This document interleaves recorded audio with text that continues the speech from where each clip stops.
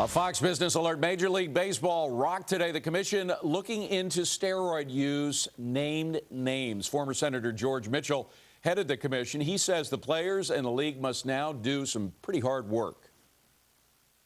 Whenever a law or a rule is broken, several important values come into play: responsibility, accountability, punishment, deterrence, and sometimes redemption.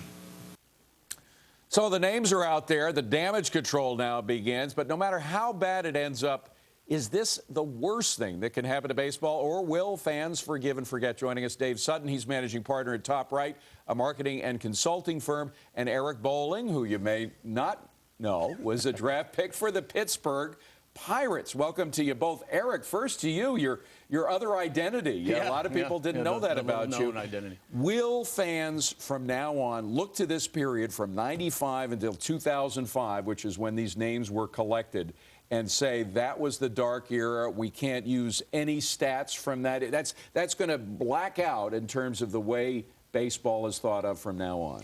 Well, I think you're right. I think it's going to end up being an era, and people will recognize it as that was then. However, I don't think they're going to black out the stats. I don't think they're going to put asterisks up for Bonds. It won't become the steroid decade. Well, it may, but it won't change the record books by any means. I think this is the best thing that could happen for baseball. This is a long time coming. It should have come a long time ago. The problem was the Players Association was so strong. Major League Baseball was afraid of angering the Players Association, so they kind of push the thought aside, this steroid testing. And they really should be random steroid testing, blood testing. That's what, and unannounced, because a lot of this stuff can wash out, particularly if it's water-based, can wash out of your system real quick. But, David, everybody's going like this. You know, everybody's saying it was the other guy that was responsible. In fact, everybody shared responsibility. The owners, I was talking to Darryl Strawberry about it. He said, look, if you pay $20 million for a player, you want him to perform, and you don't care how he performs, so you look the other way when you hear something about steroids.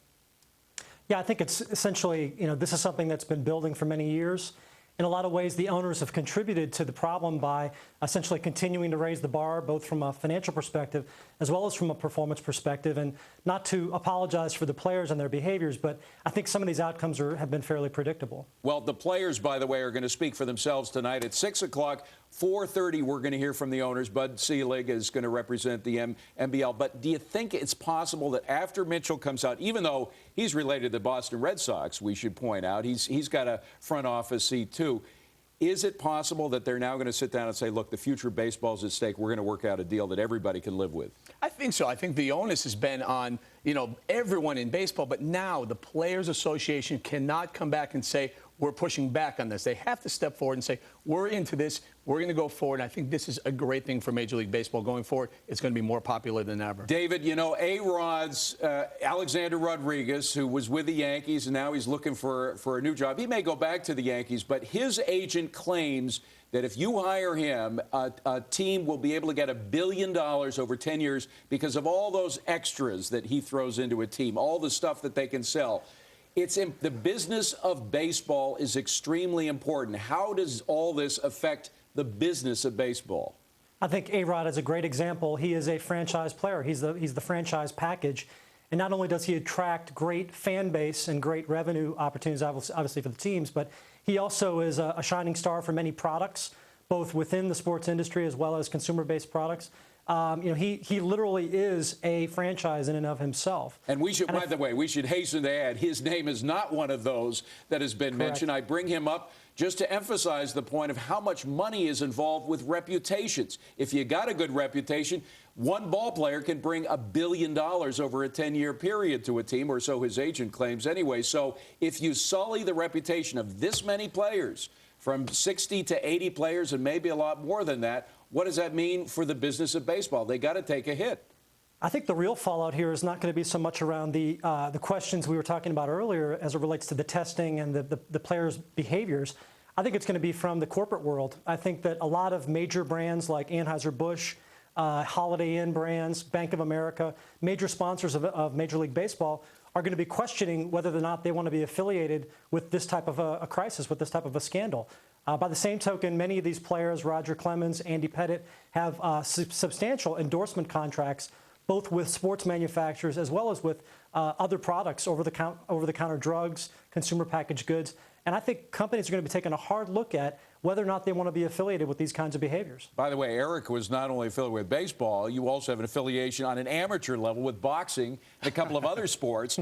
This isn't just about baseball. This is about all organized sports. A lot of folks say this is just a preliminary to what we're going to see with the NFL. Yeah, well, no question, baseball has had more problems with this than any other major sport. So if baseball cleans up their act, I'm sure the rest of them will. By the way, I think baseball will. I think this is what they needed. They needed some sort of impetus to clean it up, and they've done that. And going forward, this is great for all sports in addressing the guests' the concerns about brands and whether or not they're going to continue going forward, sponsoring some of these teams and players and whatnot. I think this is actually going to be perfect for them. Now they know they have a clean team. They got a clean team. Who wouldn't want to sponsor a team that's tested absolutely clean for steroids? So David, if they have these spot checks, these unannounced tests, which really do clean up the business, because you can't take any kind of steroids if you're not sure 5 minutes later whether you're going to be tested, will that mean a whole new clean era for baseball? I think if it's truly administered by an independent third party, I think one of the criticisms of the Players Union and MLB in general has been that they're a self-governing body, that there has not been that unbiased, independent perspective from a drug testing perspective. I think if it is truly independent and unbiased, I think the point that Eric's making is exactly right on. The brands will come back. The brands will support the franchises.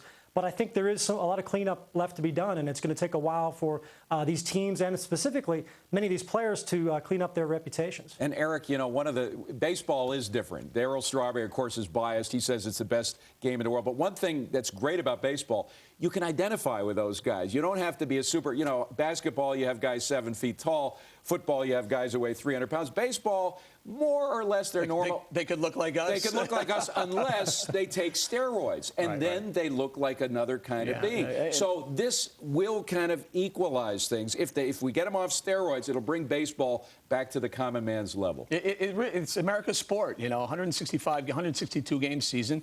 Every city has a team. It's really America's sport. They really need to do this. They're doing it at the right time. All right, Eric Bolling, David Sutton, thanks, guys. Appreciate it.